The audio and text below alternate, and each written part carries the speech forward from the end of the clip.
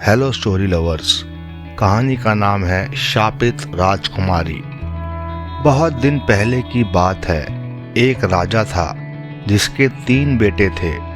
जब बेटे बड़े हो गए तो राजा ने उन्हें बुलाकर कहा, मेरे प्यारे लड़कों, मैं चाहता हूँ कि तुम लोगों की शादी हो जाए ताकि मरने से पहले मैं तुम्हारे बच्चों को यानी अपने पोतों को भी देख लूँ। उसके बेटों ने जवाब दिया, बहुत अच्छा पिताजी, हमें आशीर्वाद दीजिए, बताइए हम किससे शादी करें। राजा बोला, तुम तीनों तीर कमान लेकर खुले मैदान में जाओ और वहां पहुंचकर तीर छोड़ो। जहां तुम्हारा तीर गिरेगा वहीं तुम्हारी शादी होगी। सो तीनों लड़कों ने पिताजी को प्रणाम किया, तीर कमान लिया और खुले मैदान में चले गए। वहां उन्होंने अपना अपना तीर धनुष पर चढ़ाकर छोड़ दिया। सबसे बड़े लड़के का तीर एक सौदागर के आंगन में जाकर गिरा और उसे सौदागर की लड़की ने उठा लिया। मंझले लड़के का तीर एक जमींदार के आंगन में जाकर गिरा और उसे जमींदार की लड़की ने उठा लिया। लेकिन सबसे छोटे लड़के का तीर आसमान की तरफ दूर उड़ गया और वह नहीं देख सका कि वह कहाँ जाकर गिरा है। इस लड़के का नाम था राजकुमार ईशान। वह अपने तीर की तलाश में चला और चलता ही गया। आखिर वह एक दलदल के पास पहुंचा, जहां उसने देखा कि एक मेंढकी उसके तीर को मुंह में दबाए हुए एक पत्ते पर बैठी है। राजकुमार ईशान ने उससे कहा, मेंढकी, मुझे मेरा तीर लौटा दे। मेंढकी ने जवाब दिया, मुझसे शादी करनी पड़ेगी। राजकुमार बोला, यह तुम क्या कहती हो? मेंढकी से मैं कैसे शादी कर सकता हूँ? मेंढकी बोली, मुझसे ही शादी करनी पड़ेगी, तुम्हारे भाग्य में यही लिखा है। राजकुमार ईशान बहुत दुखी और निराश हुआ, मगर क्या कर सकता था बेचारा। वह मेंढकी को उठाकर अपने घर ले आया। राजा के महल में 3 शादियां हुई। सबसे बड़े लड़के की शादी सौदागर की बेटी से हुई, मंझले लड़के की जमींदार की बेटी से, और बेचारा ईशान मेंढकी से ब्याह गया। फिर कुछ दिन बाद राजा ने अपने बेटों को बुलाकर कहा, सुनो बच्चों, मैं यह देखना चाहता हूँ कि तुम तीनों की बीवियों में कौन सबसे अच्छा बुनाई का काम जानती है। जाओ उनसे कहो कि कल सुबह तक हर एक एक कमीज सीकर मुझे दे। तीनों बेटों ने बाप को प्रणाम किया और चले आए। राजकुमार ईशान घर लौटा तो बहुत दुखी था।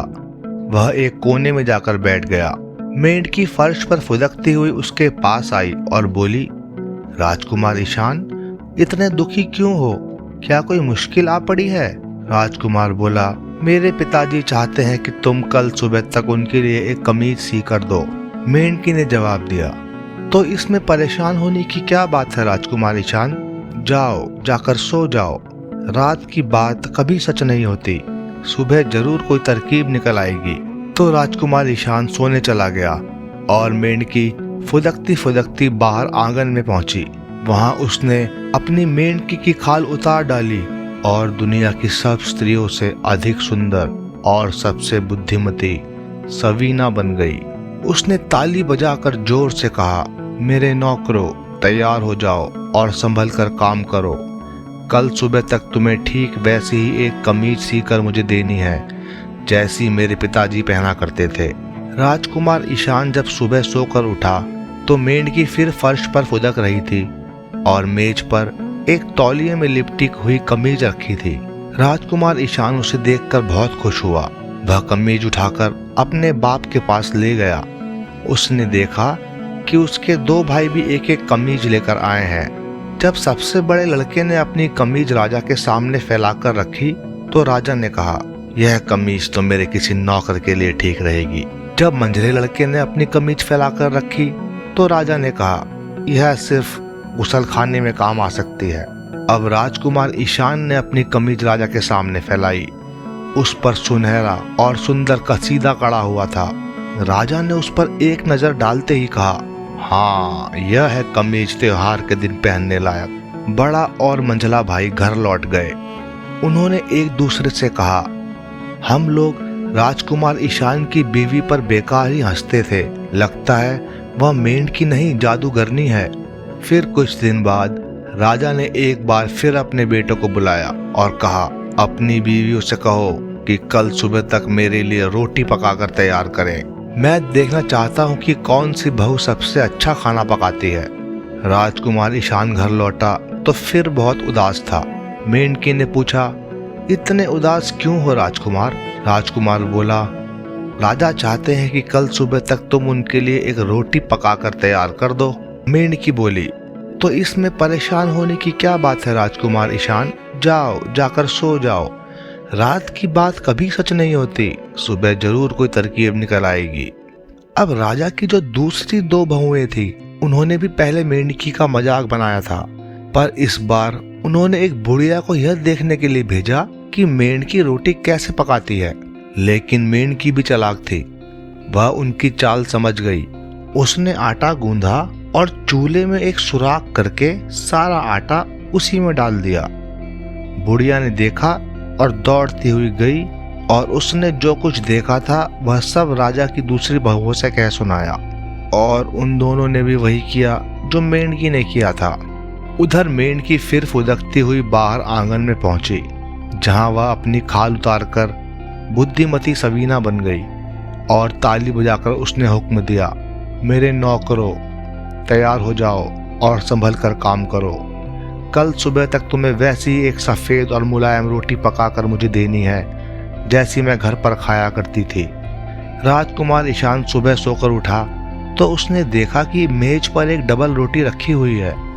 उस पर तरह तरह के सुंदर चित्र बने हुए हैं और ऊपर दीवारों और फाटकों समेत राजधानी का चित्र अंकित है। राजकुमार ईशान की खुशी का ठिकाना न था। उसने रोटी को एक तौलिए में लपेटा और अपने पिताजी के पास ले गया। उसके दोनों बड़े भाई भी उसी वक्त अपनी अपनी रोटी लेकर राजा के पास पहुंचे थे। उनकी बीवियों ने वैसा ही किया था जैसा बुढ़िया ने उन्हें बताया था, जिसकी वजह से उनकी रोटी जल भुनकर बाहर निकल आई थी। राजा ने पहले अपने सबसे बड़े लड़के की रोटी हाथ में ली, उसे देखा और देखकर नौकरों के यहाँ भिजवा दिया। फिर उसने अपने मंझले लड़के की रोटी हाथ में ली, उसे देखा और उसे भी वहीं भिजवा दिया। मगर जब राजकुमार ईशान ने अपनी रोटी राजा के हाथ में दी तो उसने कहा, वाह, यह है जिसे सचमुच रोटी कहा जा सकता है। यह केवल त्योहार के दिन खाने के लायक है। तभी राजा ने अपने तीनों बेटों से कहा कि कल उसके यहाँ दावत है और वो उसमें अपनी बीवियों को साथ लेकर आए। राजकुमार ईशान घर पहुंचा तो फिर से वो उदास था। मेंढकी फुदकती हुई आई और बोली, तुम इतने दुखी क्यों हो राजकुमार ईशान? क्या तुम्हारे पिता ने कोई सख्त बात कह दी है? मेंढकी, मैं उदास क्यों ना हूँ। पिताजी चाहते हैं कि मैं तुम्हें साथ लेकर दावत में जाऊं, लेकिन बताओ तो तुम कैसे मेरी पत्नी के रूप में सबके सामने जा सकती हो? तो मेंढकी ने कहा, परेशान मत हो राजकुमार ईशान, तुम अकेले ही दावत में जाना, मैं बाद में आऊंगी। जब तुम खट खट फट फट का शोर सुनो तो डरना नहीं, और कोई पूछे तो कह देना कि ये मेरी मेंढकी अपने बक्से में बैठकर आ रही है। तो फिर राजकुमार ईशान अकेले ही दावत में चला गया। उसके दोनों भाई अपनी बीवियों को साथ लेकर आए थे। उनकी बीवियों ने अपने चेहरे खूब रंग चुन कर रखे थे और वो बड़े सुंदर कपड़े पहनकर आई थी। दोनों भाई राजकुमार ईशान का मजाक बनाने लगे। कहो, अपनी बीवी को क्यों नहीं लाए? अरे अपने रुमाल में बांध लाते उसे। भाई सचमुच यह सुंदरी तुम्हें कहाँ मिली? सारी दुनिया के दलदल खोज मारे होंगे तुमने उसके लिए। राजा, उसके लड़के, उसकी बहुएं और सभी मेहमान खाना खाने के लिए बैठ गए। खाने की चीजें लकड़ी की बनी मेजों पर चुनी हुई थी, जिन पर खूबसूरत मेज पोस्ट बिछे हुए थे। इतने में अचानक खट खट फट फट का ऐसा शोर हुआ कि पूरा महल हिल उठा। मेहमान डर के मारे खाना छोड़कर खड़े हो गए, लेकिन राजकुमार ईशान ने सबको समझाया, अरे डरो मत दोस्तों, यह तो मेरी मेंढकी है जो अपने बक्से में बैठकर आ रही है। इतने में सोने का पत्थर चढ़ी एक गाड़ी, जिसमें 4 सफेद घोड़े जुते हुए थे, बड़ी तेजी के साथ आई और महल के फाटक के सामने आकर रुक गई। उसमें से उतरी बुद्धिमती सवीना। उसने आकाश जैसे नीले रेशम की पोशाक पहन रखी थी, जिस पर जगह जगह तारे जड़े हुए थे और उसके माथे पर चांद चमक रहा था। ऐसी सुंदरी दुनिया में कभी पैदा ही नहीं हुई थी। उसने राजकुमार ईशान का हाथ पकड़ लिया और उसे लकड़ी की बनी उन मेजों की तरफ ले गई जिस पर खूबसूरत मेजपोश बिछे हुए थे। मेहमान मजे से खाने पीने लगे। जब खाना पीना समाप्त हो गया तो नृत्य करने का समय आया। बुद्धिमती सवीना राजकुमार ईशान का हाथ पकड़कर नाचने लगी। वह फिरकी की तरह चक्कर खाती हुई नाच रही थी और हर कोई उसे देख देख कर दांतों तले उंगली दबा रहा था। इसी बीच राजकुमार ईशान चुपचाप वहां से निकलकर अपने घर दौड़ गया था। वहां उसने मेंढकी की खाल पड़ी हुई देखी तो उसे उठाकर आग में फेंक दिया। फिर जब बुद्धिमती सवीना घर लौटी तो मेंढकी की खाल ढूंढने लगी, मगर वह होती तो मिलती। बहुत दुखी होकर वह एक बेंच पर बैठ गई और राजकुमार ईशान से बोली, ओह राजकुमार, यह तुमने क्या किया? तुम बस 3 दिन और इंतजार कर लेते तो मैं हमेशा के लिए तुम्हारी हो जाती, पर अब तो मुझे जाना पड़ेगा। तुम अगर मुझे पाना चाहते हो तो 9 या 27 देश के परे 10 या 30 राज्य में मेरी तलाश करना, जहाँ कभी न मरने वाला कांस्य रहता है। यह कहकर बुद्धिमती सवीना ने एक कोयल का रूप लिया और खिड़की के बाहर उड़ गई। राजकुमार ईशान बेचारा बहुत देर तक रोता रहा। फिर उसने चारों दिशाओं को प्रणाम किया और अपनी पत्नी बुद्धिमती सवीना की तलाश में निकल गया। वह कहाँ मिलेगी और वह किधर जा रहा है उसे मालूम नहीं था। वह कितनी देर तक चलता रहा यह तो कहना मुश्किल है, मगर उसके जूते फट गए थे और बारिश से उसकी टोपी का बुरा हाल हो गया था। चलते चलते उसे रास्ते में एक बहुत ही बूढ़ा नाटा आदमी मिला। वो बोला, नमस्ते वीर युवक, तुम कहाँ जा रहे हो और किस इरादे से निकले हो? राजकुमार ईशान ने सारी बात उसे सुना दी। तो बूढ़े ने बोला, हाय, वह मेंढकी की खाल तुमने क्यों जला दी थी राजकुमार? ना तुमने उसे पहनाया था, ना ही तुम्हें उतारना चाहिए था। बुद्धिमती सवीना जन्म से ही अपने पिता से भी अधिक ज्ञानी थी, इसीलिए उसके पिता को इतना गुस्सा आया। 3 साल के लिए उसने उसे मेंढकी बना दिया, पर अब क्या हो सकता है। खैर, यह सूत का गोला लो और जिधर भी यह लुढ़कता जाए उधर ही बेखौफ चलते जाना। राजकुमार ईशान ने बूढ़े को धन्यवाद दिया और फिर सूत के उस गोले के पीछे पीछे चलने लगा। गोला आगे आगे लुढ़कता जाता था और राजकुमार उसके पीछे चलता जाता था। खुले मैदान में एक रीछ मिला। राजकुमार ईशान निशाना साध कर उसे मारने ही वाला था कि रीछ मनुष्य की आवाज में बोला, मुझे मारो नहीं राजकुमार ईशान, हो सकता है किसी दिन मैं तुम्हारे काम आ जाऊं। राजकुमार ईशान ने रीछ की जान बख्श दी और आगे चल पड़ा। अचानक उससे अपने सर के ऊपर आसमान में एक बत्तख उड़ती देखी। उसने निशाना लगाया, पर इतने में बत्तख भी मनुष्य की आवाज में बोली, मुझे मारो नहीं राजकुमार ईशान, हो सकता है किसी दिन तुम्हें मेरी जरूरत पड़े। उसने बत्तख की भी जान बख्श दी और वह आगे बढ़ा। रास्ते में फिर एक खरगोश दौड़ता हुआ आ रहा था। राजकुमार को भूख लगी थी तो राजकुमार ने जल्दी से अपना धनुष कंधे से उतारा और फिर निशाना लगाने लगा, मगर इतने में खरगोश भी मनुष्य की आवाज में बोला, मुझे मारो मत राजकुमार ईशान, हो सकता है किसी दिन तुम्हें मेरी जरूरत पड़े। राजकुमार ने खरगोश की जान भी बख्श दी और वह आगे बढ़ा। रास्ते में एक नीला समुद्र मिला। राजकुमार ने देखा कि एक मछली समुद्र के किनारे पर पड़ी तड़प रही है।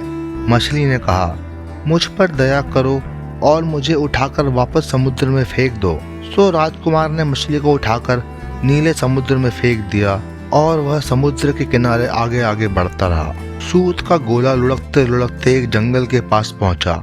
वहां एक छोटा सा झोपड़ा लट्टू की तरह घूम रहा था और उसके पैर मुर्गी के पंजों की तरह थे। राजकुमार बोला, नन्हे झोपड़े पेड़ों की तरफ अपनी पीठ कर लो और मेरी तरफ अपना मुंह। झोपड़े ने अपना मुंह राजकुमार की तरफ कर लिया और पीठ पेड़ों की तरफ। राजकुमार ईशान झोपड़े के अंदर चला गया। वहां चूल्हे के पास बाबा यगा नाम की चुड़ैल लेटी थी। वह थी बुढ़िया और उसकी नाक ऐसी थी जैसी पेड़ की गांठ। उसने राजकुमार को देखा तो बोली, वीर युवक, तू किस लिए मेरे पास आया है? तू किसी काम के लिए जा रहा है या किसी काम से जी चुरा कर भागा है? राजकुमार ईशान ने पलट कर जवाब दिया, शैतान बुढ़िया, पहले मुझे कुछ खाने पीने को दे और नहला धुला और फिर पूछना अपने सवाल।